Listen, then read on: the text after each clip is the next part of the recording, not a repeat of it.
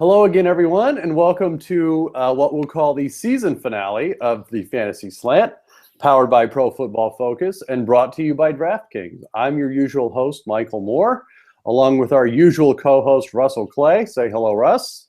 Aloha. All right, Russ, it's bittersweet. This is our final edition of the Fantasy Slant before we kick over to the Dynasty Slant next week for all you Dynasty nerds out there. So on this edition, Russ, we're going to run through championship weekend, the highs, the lows, the good, the bad, the ugly. And believe me, there was plenty of ugly to go around this weekend. And then we'll also look at, though, these four teams and what is in store for next year fantasy-wise and do a little predicting there. We'll get to the Zach Ertz extension and what that means for him and Philadelphia. And then we will round out, Russ, with a 12-team way too early mock draft for 2016. But without further ado, let's jump right in. Let's just go in order. Pats and Broncos, 2018 Denver. For those of you that bet the underdog, good for you, such as myself. It was a good game, Russ. I mean, it was very close. I think the score would dictate that. What were your observations fantasy-wise yesterday, Russ? Well, I sat there with my family, and before the game, they were asking me what I thought. Massachusetts, right? You're in Massachusetts. Let's get some context here. Yes. Okay. Big Pats fans. They were asking me for an unbiased opinion, and I was like, "Oh, Pats are gonna roll," and I wasn't feeding into them. Like that was my opinion. I mean, pretty much since the playoffs began, I kind of was really in on this Patriots team, and I was telling them about the lines and all these indicators that were towards the Patriots. And then the Patriots their offense sputtered the entire game. And I'm kind of blown away that happened. Well, look, I'm not going to act like I saw this coming, but here's at least why I personally like Denver in this game. Not just with the lines or anything like that, but you've got the top defense in the league.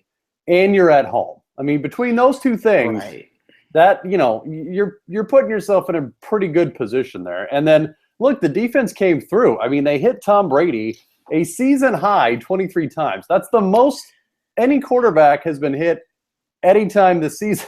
So, and they picked one heck of a time to do that. So, it I'm not going to say it was surprising, but it definitely wasn't shocking that they made Tom Brady. Or they harassed Tom Brady all day. Oh, and the Broncos defense, I mean, so much credit to them. Von Miller was incredible the entire game. It looked like he was like going off sides every play, but he was just so quick off the jump that the tackles couldn't react quick enough to him. And there was nothing they could do about it.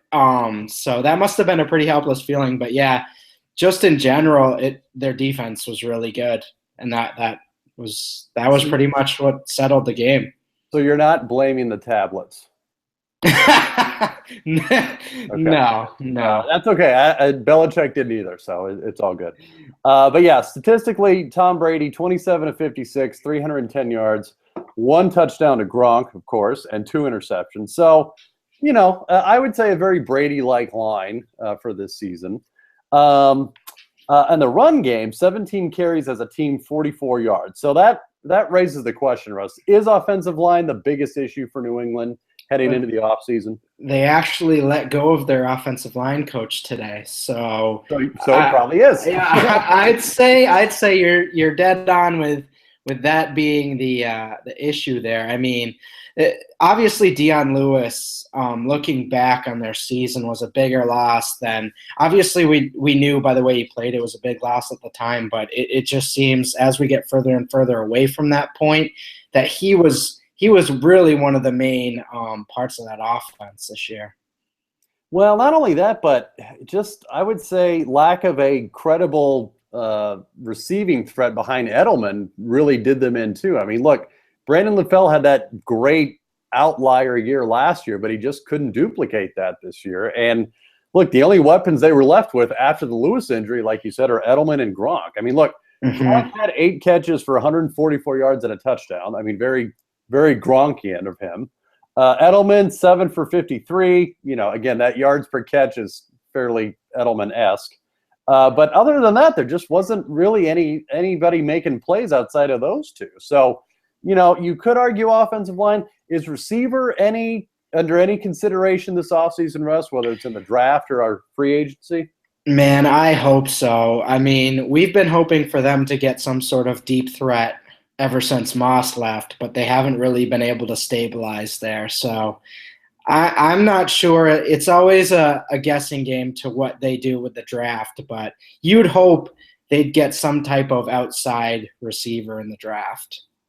Something. I mean, and it won't be a first-round pick because of Deflategate, but yeah. So and the Broncos made them kind of look bad, but this Patriots offense is still very good. And in terms of 2016, I mean, Gronk is still the number one tight end. Edelman, he showed this year that he can basically be a consistent low-end wide receiver one when healthy. So that's a guy that might go underdrafted next year. Well, yeah, and especially in PPR leagues, I would say. Yeah. I mean, he actually upped his yards per game this year over his previous 2 years when he really broke out. He only played 9 games this year, but had 7 touchdowns, which was actually more touchdowns than he had in any of the previous 2 seasons. So I'm with you there. I think Edelman is going to be a very good buy low candidate. And just so we're clear, Russ, you don't blame Steven Gostkowski for any of this, right? Oof, I feel bad for him. I believe the stat was he had like 540 straight extra points made. It was 9 years, Russ. 9 years. 9 years. Now, given, obviously, this is the first year with it being pushed back, but even this season, he hadn't missed an extra point from that far. It was huge, but when it really comes down to it, the Broncos were leading that entire game. And it's not like that touchdown was going to put them ahead. That was literally just going to tie the game. So, I mean, we can't go and assume the Patriots were going to win that game, even if they tied it up there, Right. So, no, I'm with you. Believe me. Yeah. All the Gostkowski haters need to slow their roll a little bit. So. All right. So across the field, Russ, Denver with Peyton Manning at the helm somehow, 17 of 32, 176 yards passing, 2 touchdowns, both to Owen Daniels, who we'll get to in a moment. Did have a fumble lost on that weird lateral play with Ronnie Hillman, but overall, Russ, and it was kind of funny. I was sort of getting into this afternoon with some guys I'm in a league but did Manning win that game or did he just not lose it? For what they were probably expecting of him, I think he did more than they expected heading into that game. I think, or more than I guess I expected, but did he win? Did he lose? I don't know. He's not a good quarterback anymore by any means. He's like he's a below average NFL quarterback at this point. But well, yeah, 9 touchdowns, 17 interceptions on the year. So on the scale of what he kind of was versus what he put out there, like he definitely overachieved. But I mean, it was still a below average playoff performance. I think, with what Denver is hoping is, look, they've got the top defense in the league. They've got a fairly decent running plan or running strategy between C.J. Anderson and Ronnie Hillman. I think they just need Manning to not turn the ball over. Yes. And look, that weird lateral aside, he didn't. And that's the key, is to not throw interceptions, not turn the ball over. He didn't give up that back-breaking pick 6. Right. And that's all they can hope for at this point. I think he wised up to it. I think he realized, hey, I can't throw down the seam 20, 25 yards anymore. Like, I need to do a lot of 5-yard outs and just a lot of curl routes that are 10 yards deep. I mean, and I think that's him, realizing, hey, I don't have what I used to have. I need to make up for it now, And look, for next year, I think I don't really have a dog in this hunt as far as Carolina, Denver, but I think it'd be a cool thing if Denver won, and hopefully Peyton can go out like that. Hopefully he calls it a career and doesn't think, oh no, I want to go to Houston and win another one. I mean, let's face facts. I think we're all hoping he realizes like it's over. I think the only chance of that is if he wins, and then it's like, Peyton, what else can you ask for, bro? Like, you've got 2 championships. You won with 2 different teams. You proved that you're one of the all-time greats, even in the twilight of your career. There's nothing else to prove, literally. Go straight to the front office, a la Elway, and, like, reshape the Titans if you want. Who cares? But I think that would be an interesting thing. Not that Cam Newton winning the Super Bowl wouldn't like that would be pretty awesome too. Blow so many people's minds across the country. Which I would love to see that too. This is gonna be the first Super Bowl ever where I'm pretty much happy with either team winning. Like, there's so many stories. So many storylines with each team that it's like, I know it's the all feel good Super Bowl. Yeah. Like, this is gonna be so bad. Now, what do you think of this 2016 Broncos team? Because this is gonna be fascinating. So let's this out. Right. So let's go position by position, because I think it is really interesting. You got the run game. C.J. Anderson is sort of and we touched on this last week. He's sort of coming on strong to end the season. 16 carries, 72 yards. Ronnie Hillman, not as effective. As far as the run game goes, Russ, I mean, they're both, cheap, easily replaceable options. Do both of these guys have a place in Denver next year, you think? C.J. Anderson, I think, is clearly the better option there right now. I believe he's a restricted free agent. Or something of that sort. So I think he's going to be coming back. Hillman, I think, is gone. So I like C.J. Anderson for next year. I wouldn't be surprised, though, if they draft someone. Because it doesn't seem like, until this sort of stretch run, it doesn't seem like they were very happy with their run game. Especially even heading into the year, it kind of felt a little more jumbled than maybe people perceived, because they were so high on Hillman's end of year run in 2014. Yeah, it's an interesting scenario. Now, the receiving game is probably even more interesting. You've got Demaryius Thomas, who's been a resident wide receiver 1 for a few years now. Only 2 receptions for 12 yards yesterday. Yeah. I mean, he's coming back, obviously, but it's really going to be interesting who's quarterback. So regardless of who's quarterback, Russ, are you still on the Demaryius Thomas train, or are you jumping off? He was very heavily targeted this year, which is a nice thing to see. So they clearly think he's the number 1 option still.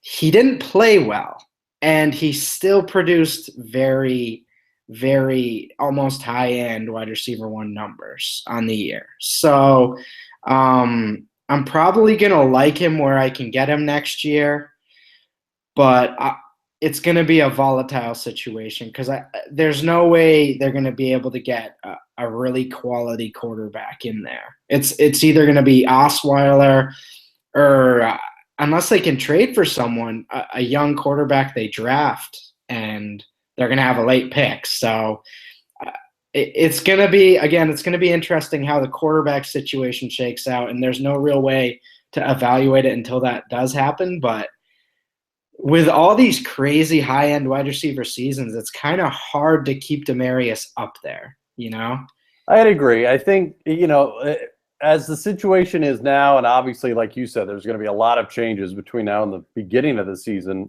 I would think the ideal scenario would be Thomas as your wide receiver 2. Like, if you had him as your wide receiver 2, I would be ecstatic. But, I think reputation may cause some people to reach for him, which if they did, I'm going to let them, quite honestly, as a wide receiver 1. If he's their top option, like, you can have him. I would feel a lot more comfortable if he's my wide receiver 2. And heck, 5 years ago, like, 1,300 yards and 8 touchdowns is like a high-end wide receiver 1, and now it's like chopped liver. So I know. things are changing. Yeah, that's true. That's true. Emmanuel Sanders had a much better day yesterday, 5 for 62. Russ, he continues to surprise me. Every time I think Emmanuel Sanders' fantasy value is toast, he just keeps coming back. And him and Eric Decker are kind of similar. I don't think either of them are ever going to have that high of like an ADP or anything. I think they're always going to be in that 6th, 7th, 8th round of fantasy drafts, whether it's dynasty or redraft. So I like his role. He's a solid to high end real wide receiver too, and he'll put up close to 1,000 yards. Yeah, I mean, I think if he were a low-end wide receiver 2 or even better, a wide receiver 3 or flex, I think that would be ideal scenario for him. Yeah. Because no matter who's the quarterback, it's not like his bread and butter is, going down the side of the field like Demaryius's calling card is. I mean, Emmanuel Sanders goes over the middle and a lot of short routes and stuff like that. So, and then finally, just because I think we have to, Russ, Owen Daniels, 2 for 33 and 2 touchdowns. Is there anything to see here? I'm more intrigued with Vernon Davis. Like, is his career over? Why? No, like what I'm saying, is his career over? Yes, it is. Over? Yeah. I can't. No. It was over 2 years ago. Newsflash. And I know you, like, when I started to bring him up when he got traded to Denver, you were like, he has major drop issues. And I've been kind of tracking him since he went to Denver, and he has dropped some big passes. He's not good. He's really not good. Believe me, I saw it up close and personal as a 49er fan. He's not good. His last decent season was 2013, Russ. Okay. 52 catches that season for 850 yards. That was it. So, I'm living in the past. I think he's still a good athlete, but yeah, the hands are an issue. And I just, again, I don't know what to think of him now. I mean, he's 31. Yeah. He'll be a free agent. So look, I'm not gonna say never with Vernon Davis, but it's big time gonna depend on where he lands. You know, I mean, could there be a place where he goes that he's used a lot more? Sure. I think there probably are some places out there, but if he comes back to Denver, like, it's going to be more of the same, man. I'm telling you. It's not a good sign that Virgil Green and Owen Daniels were like getting snaps over him pretty consistently. So no, we're done. All right. So moving over to the NFC, Russ, the Panthers obliterate the Cardinals yesterday. Another winner, by the way, if you took Carolina, like I did. Let's get to the bad first. Carson Palmer. Oh, man, poor guy. 23 of 40, 235 for 1 touchdown, and a whopping 4 interceptions, Russ. I believe with 2 fumbles lost thrown in there for good measure. He had such a good run the first part of the season. I mean, well into, the last few weeks of the season, and it's just been downhill from there. So I don't know, man. Is that a sign of things to come next season, or is this just a temporary funk for him? He was like a wagon that kind of started going too fast.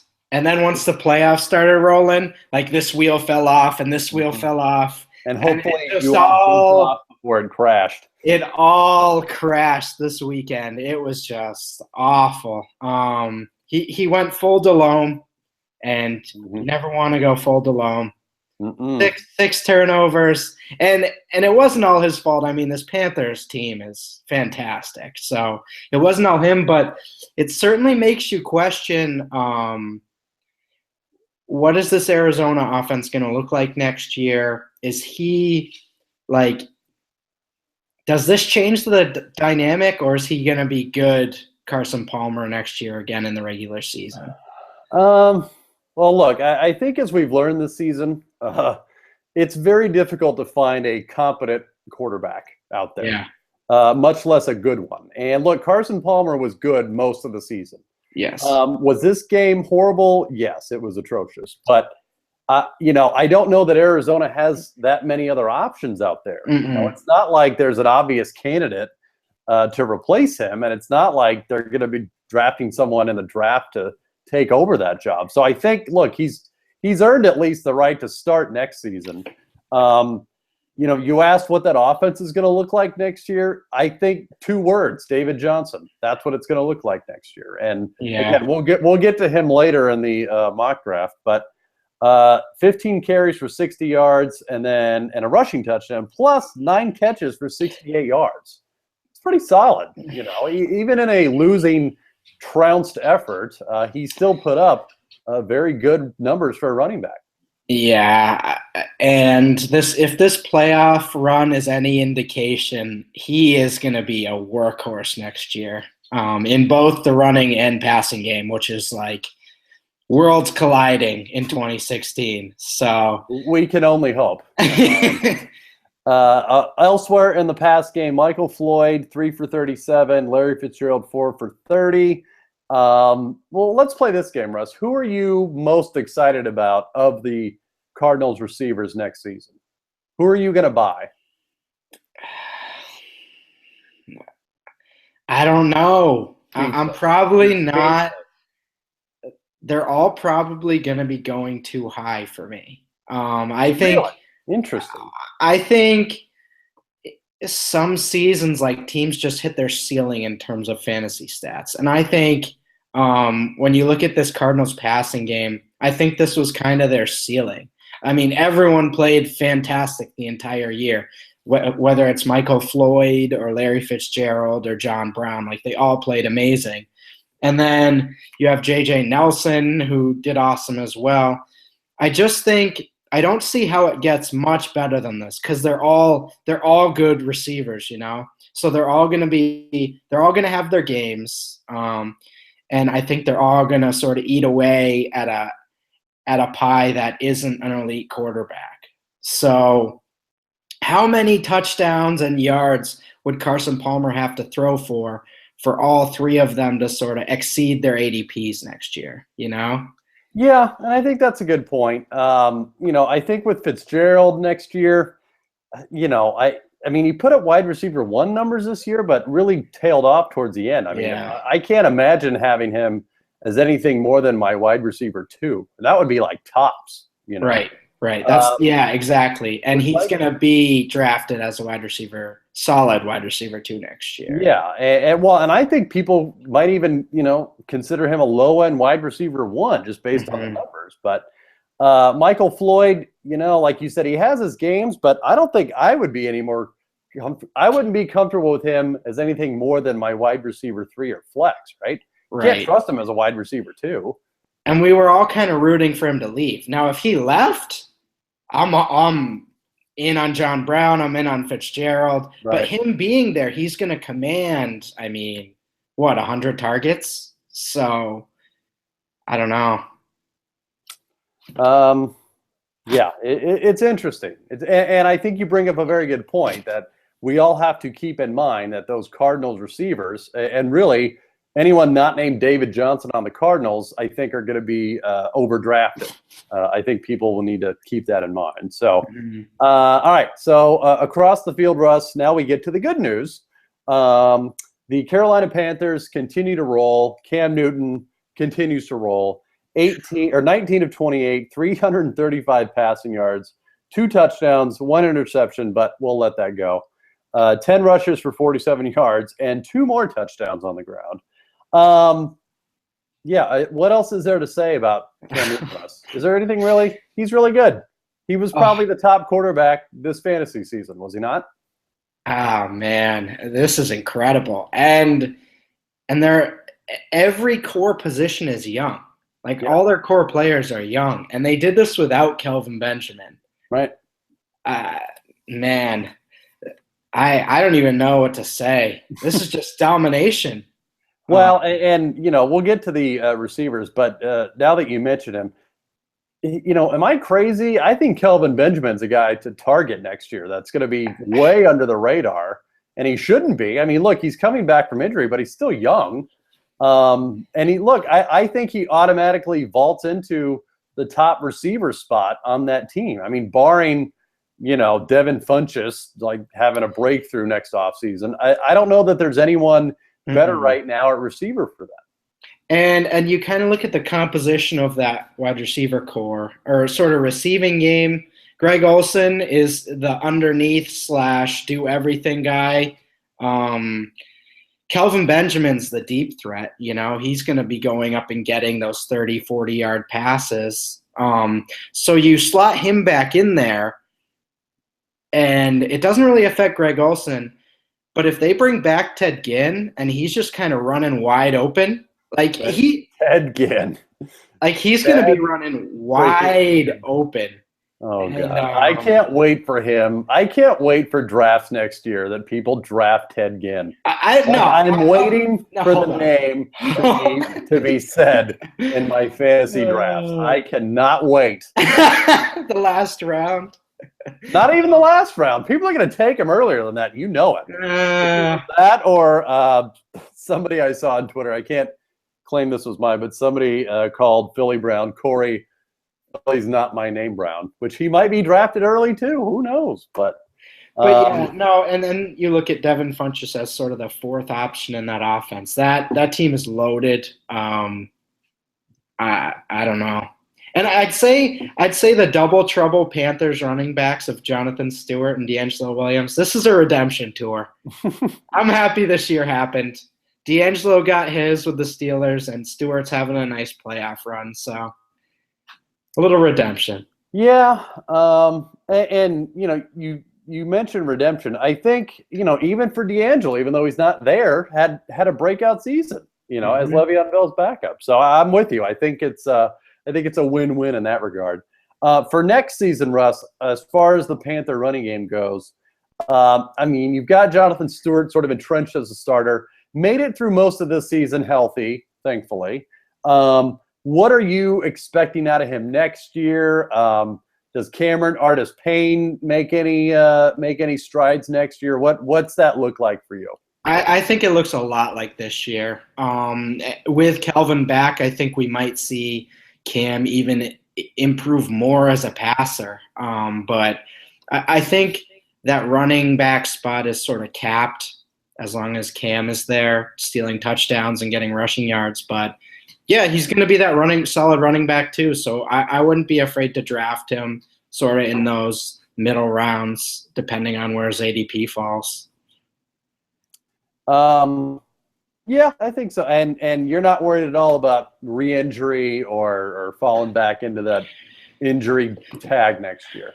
If his ADP starts to rise and the hype train gets going and he starts sliding into the third round, I'll probably avoid that. But I don't know, in the fifth or sixth round, fourth round, if he ends up around there somewhere, I wouldn't be afraid of him. No.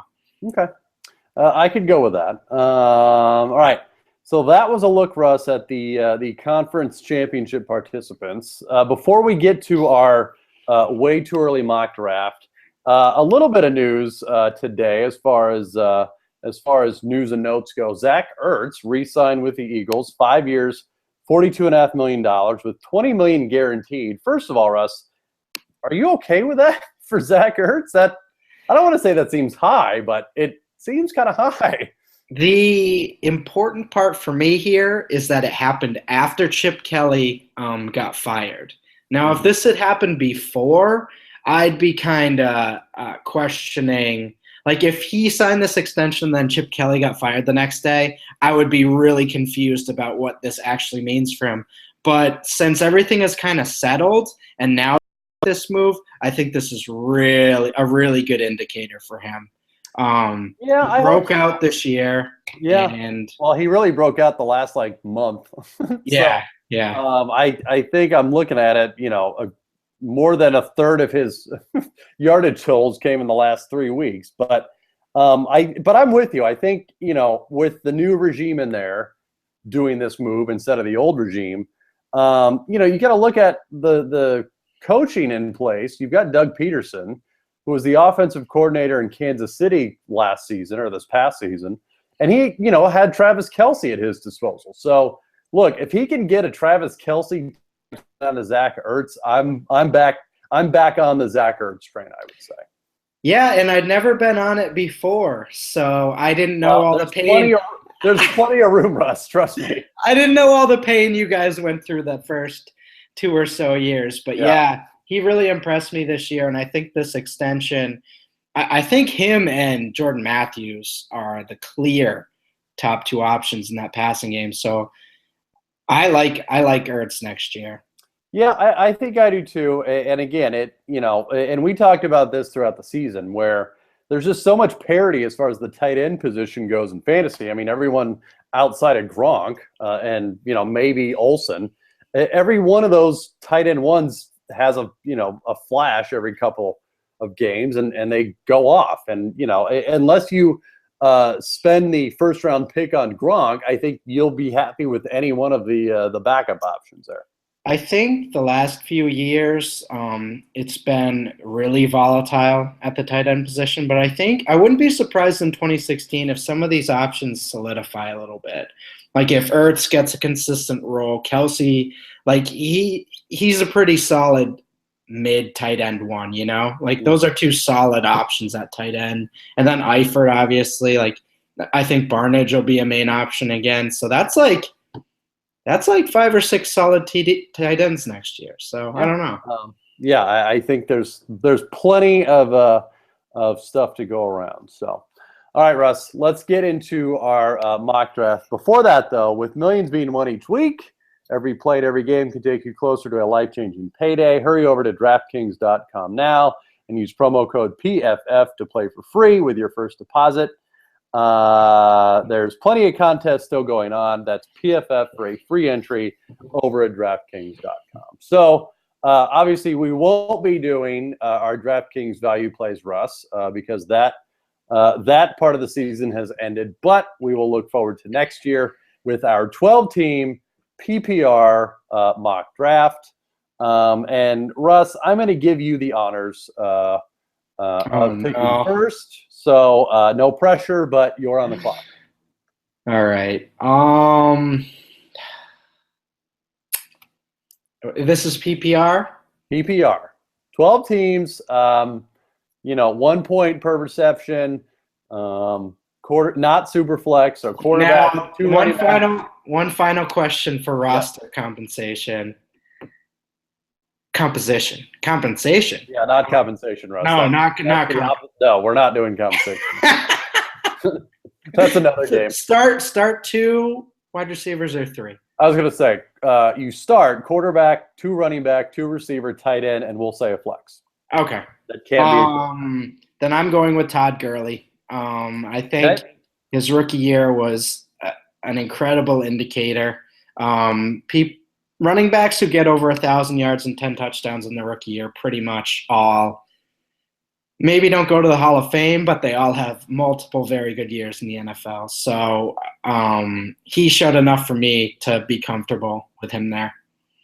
Yeah, I don't think anyone can really fault you for that. I mean, we all hope that the Rams upgrade at quarterback this year. God. But even, again, despite the poor quarterback play, he still had a great season for a rookie. So, yeah, I'm with you. I think the sky's the limit on that. That would leave me, and again, I'm pretty. This is pretty easy for me. I'm going to go with Mr. Le'Veon Bell, returning from injury, but nonetheless, when he's in there, he's a top 2 running back, I would say, besides Gurley. And I'm hoping the Steelers as a whole can be completely healthy next year, at least offensively, and we can finally see what that offense can do in its prime. But for now, there's not that many workhorse running backs out there, but I'm going to go with one, and I'll make it Bell. And let me say, if a healthy Le'Veon Bell is the clear number 1 over anyone, including Todd Gurley, including any of the receivers. But I'm just a little hesitant right now. I want to hear that he got back. Sure. But, and let's preface this with we're hoping people are healthy and everyone's returning back to normal. So. But if he does, he probably shifts back to my 101. And again, but you mentioned a very good point. It's definitely something to monitor and will be one of the more closely followed injury stories of the offseason. Absolutely. All right, Russ, number 3, you're up. All right, I got to go with Antonio Brown here from the Steelers. Nice. Him and Roethlisberger were obscene this year when they played together. Obviously, he had that little lull with Landry Jones and Michael Vick, but I don't see why he couldn't get back to at least the numbers he did this year if he plays 16 games. Usually wide receivers have their ceiling season around 26 or 27, but I think you can expect more of the same next year from him. Yeah, I can't really fault you for that. There's really no signs of him slowing down any soon. I can't fault you for that. That's a good choice, Russ. But it does allow me to draft the previously mentioned Mr. David Johnson out of Arizona. Ooh. Look, he's going to be, climbing the draft boards next year. And look, if it's PPR, I'm all over it. So his last, 5 games of the regular season. These are just his receiving numbers, Russ. 3 for 34, 3 for 88, 4 for 42, 5 for 31, 2 for 21, and a touchdown. That's not counting any of his rushing stats. Okay. So if we're talking PPR, I'm all over that because I think he's going to be a stud next year. And like you mentioned, the hope is he's their workhorse.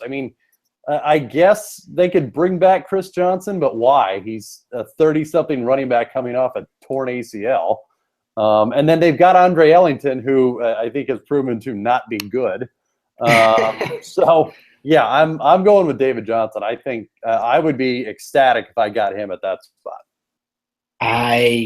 It's going to be a roller coaster, and it's going to be people one-upping each other on who's higher on David Johnson. And you know what? I'm just going with it. I'm just going to follow right along because there you go. The upside is so high there, especially in that offense, because they cannot concentrate on him.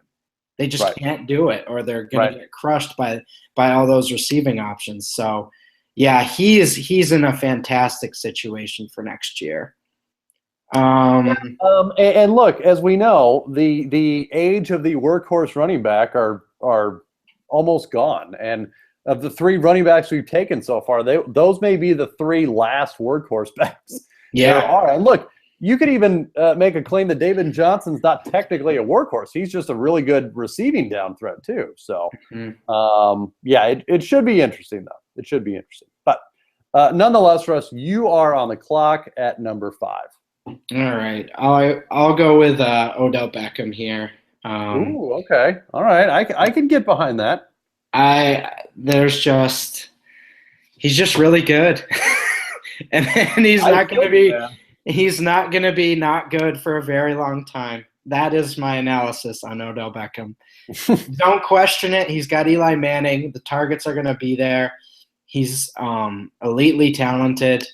And if you need more than the first 2 years to be a solid indicator of what he is, then I guess we're just going to disagree.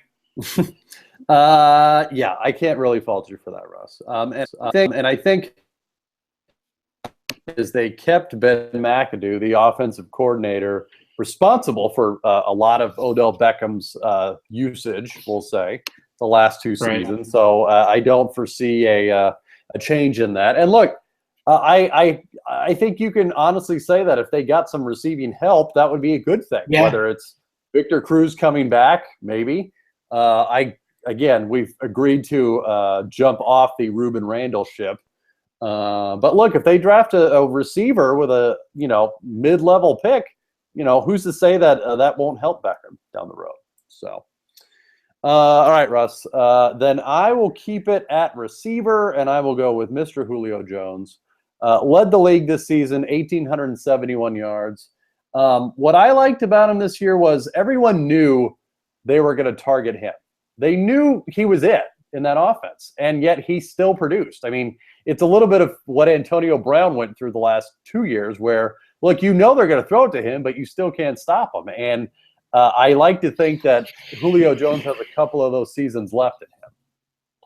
Yeah, no, and he does. So I'm not concerned about any of his production slowing down anytime soon.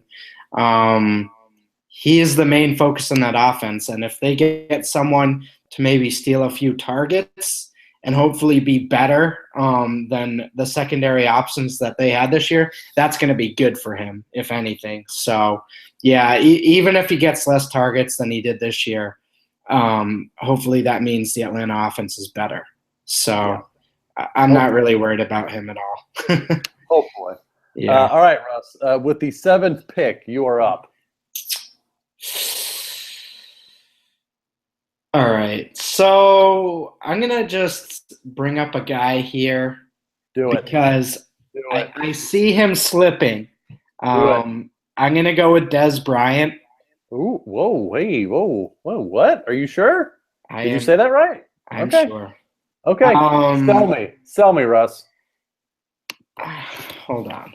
Oh boy, already having to go to the Google, Russ. That's okay. I don't understand what's wrong with him other than he had an injury-filled season. I mean, he just went through 3 straight years of having over 1,200 yards and over 12 touchdowns. And he has 1 down year because of injuries and his quarterback got hurt. And now it seems like he's dropping both in Dynasty and in redraft. And, I mean, heading into this year, he was like the wide receiver 1. He had 16 touchdowns in 2014. And, I mean, if we're starting things over from scratch in 2016, I don't see why he wouldn't be in the argument for top 3 or 4 wide receivers. I don't think anyone has the touchdown upside that he has. So and I think those are all good points, and it'll be I think that will be one of the more interesting storylines fantasy wise heading into next season is where do you put him? Because look, he was a consensus round 1 pick, I would say, in fantasy drafts this year. Mm-hmm. But yeah, I mean, you really have to wonder how much of this season is going to affect people's thinking going into next year. So I could buy that. It's a little high for me, but again, it's not like it's that far off. It's definitely too high, but it's where I believe it's where I believe he deserves to be. And you won't have to take him that high next year, but I would think about taking him there. So we already have an early hot take for next year. All right. Well, number 8, and oh man, this is gonna be funny. But I'm gonna stick with the running back theme. Just because, again, I'm paranoid and I would like a running back if I'm going to be picking that early. I'm going to go Doug Martin? Question mark? Doug Martin? Yeah.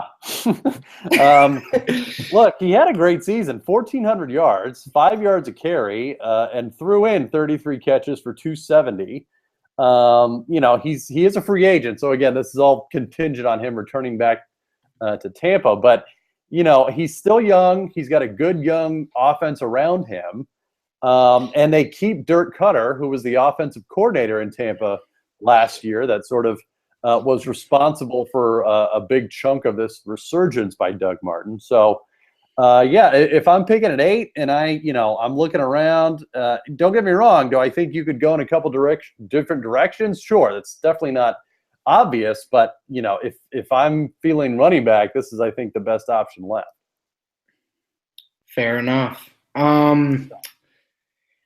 This gets a little hairy around here. Least so with the number 9 pick, Russ, you're on the clock officially. At least from the viewpoint now, I'm going with Gronk, even though I can see that. Even though I'm probably going to draft tight ends later next year, like get Ertz in the 5th or 6th round. But you can't really question Gronk at this point. He's pretty much the best tight end ever, and that's not really hyperbole. So I think you can pretty much plug him in for 10-plus touchdowns and plug him in for 1,100-plus yards. So that's so rare for a tight end that you kind of want that weekly advantage. Again, I don't know that anyone can blame you. You're going to have a clear advantage each week at that position. And look, he's got wide receiver numbers at the tight end position. So I definitely cannot fault you with that. So, all right. So with the 10th pick, again, because I'm old school and I'm going to keep with the running back theme, Russ, I am going to go with Devontae Freeman. Ooh. 1,000 rushing yards this past season. More importantly, though, 73 catches for 578 yards. Right. 14 total touchdowns. Again, we're talking PPR, so he's going to offset, any downgrade in the running game with his receiving game. And from the looks of it this season, Tevin Coleman did spell him one game when he was out with a concussion, and I don't know. It didn't seem like Tevin Coleman was exactly lighting the world on fire. And look, let's face it. I think the Falcons probably have bigger fish to fry than the running back position to address. So, I think at 10 right here, again, if I can get a pass catching running back, I'm going to do it. So, and again, there you go, Russ. There you go.